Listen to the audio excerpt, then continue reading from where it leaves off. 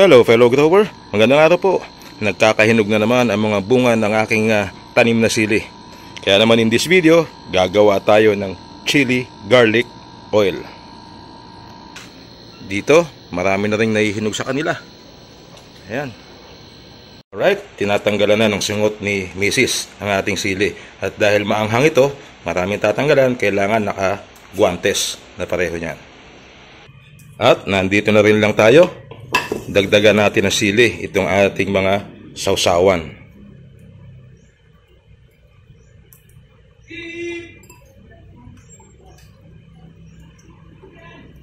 Para lalo siya sumarap.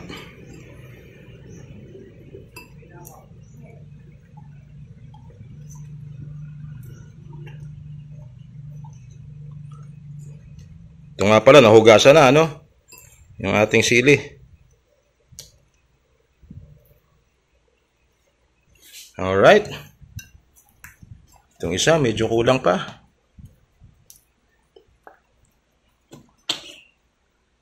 Ayos!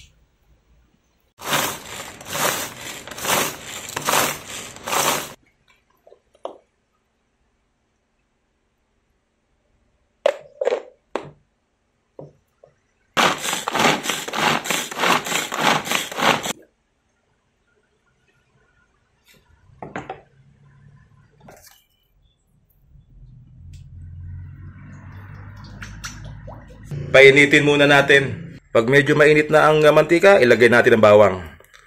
Huwag natin gawing sobrang init ang mantika kasi mabilis masunog ang bawang.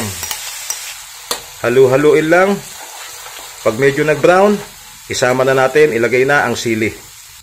Tuloy-tuloy lang ang paghalo para maging balanse ang pagkaluto ng bawang.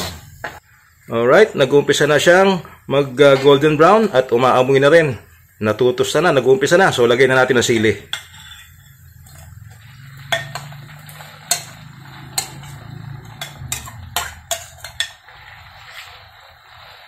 Yan. Ihalo lang natin mabuti. Alright, umpisa na natin lagay ang ricado. Lagyan natin siya ng oyster sauce. Mga 1 kutsara lang na oyster sauce. Okay na po yan. Pero depende pa rin sa panlasa nyo. Isunod natin ang asin. Alright. Paminta. Sunod natin ang asukal, mga 3 kutsara, pero ito po depende sa inyong panlasa. Ang gagamitin natin dito ay brown sugar. Para maglaban ng anghang, tamis at alat. And then, isunod natin yung Ajinomoto, MSG or Betchin kung tawagin natin, for that umami taste. So, yung dami nito, depende sa'yo. Kung sanay ka nang gumamit, more or less, alam mo na kung gaano karami dapat ang ilagay. Oops. Sarap sana ng tikman, kaso kumukulo eh. Ito nga pala, pwede mo ring lagyan ng toyo kung gusto mo. Kaya lang, medyo umiitim, kaya hindi natin lalagyan ng toyo. Anyway, kumukulay naman na siya. Oh. Ganyan ang kulay. Oh. So, nasa sa iyo yan kung gusto mo maglagay ng toyo. Kung gusto nyo palang maglagay ng sibuyas, nasa sa inyo na yan. Pero hindi na kami naglalagay ng sibuyas. At kung napansin mo, medyo malalaki yung ibang cut ng sili. Medyo hindi siya nag-grind ng gusto. Pero okay lang po yan kasi pambahay lang naman namin. Ito nga pala, pwede din ninyong tikman. Tinikman ko na. Hipan mo lang syempre para medyo lumamig. Ano? At medyo kulang siya sa tamis kaya dinagdagan pa namin ng mga 2 kutsarang asukal at 1 kutsarita pa na asin.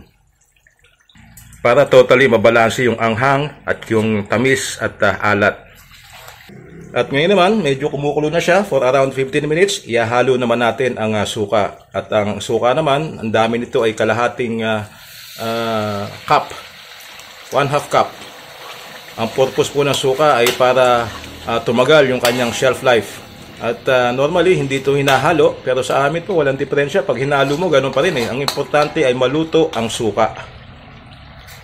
Sinasabi nila pagka daw hinalo ay mahihilaw. Pero sa karanasan ko po, basta lutuin mo maigi yung suka ay okay yan. At dito ay medyo haba ang shelf life ng ating chili garlic. Tuloy lang ang paghalo natin. At ito after 30 minutes po pwede na. Up to 40 minutes pwede mo rin paabutin basta ang barometer natin dito ay wag mong hayaang matusta ng gusto. At may tendency kasi na magdikit-dikit ang ang sili at yung ating bawang. So ito, around 30 minutes, pwede na siya.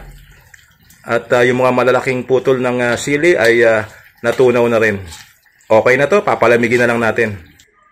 Alright, malamig na siya. So ngayon lalagay natin sa garapon.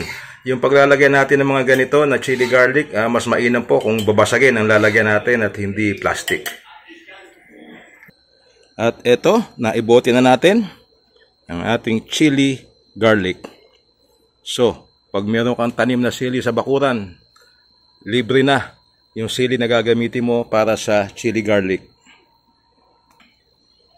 Yung bawang, syempre, bumili pa ako kasi yung mga tanim ko nandito pa yo. Sumisibol pa lang yung tanim natin bawang. So, hanggang dito na lang. Maraming salamat sa panonood. At makita-kita tayo sa iba pang mga videos ni Late Grower. Bye-bye!